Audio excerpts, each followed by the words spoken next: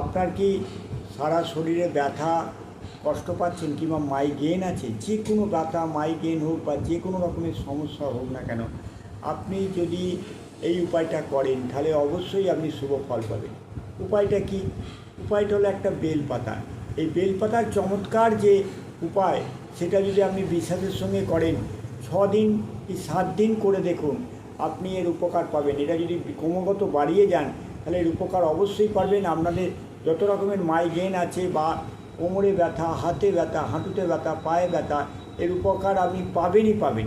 কী করতে হবে না, একটা বেলপাতা প্রতিদিন নেবেন, ভালো করে পরিষ্কার করে ধুয়ে সেটাকে নিয়ে গিয়ে শিবের মাথায় অর্পণ করবেন।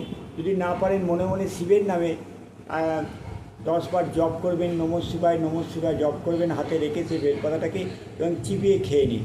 দেখুন, এটা করে দেখুন, আপনি বিশ্বাস করে, আমার কথা বিশ্বাস করে আপনি 6 দিন এটা করে দেখুন, আপনার যে ব্যথা আছে সেই ব্যথা থেকে আপনি কষ্ট কম হতে বাধ্য, সে ব্যথা কমবে। আপনি এটা বিশ্বাস করে দেখুন। আর 6 দিন যে খাবেন, 6 দিনে যদি আপনার মাইগ্রেনের কোনো প্রবলেম থাকে সেটা একদম নির্মূলভাবে ঠিক হয়ে যাবে। এটা যদি 12 মাস খেতে পারেন বা করতে পারেন, এটা করে দেখুন, অবশ্যই উপকার পাবেন।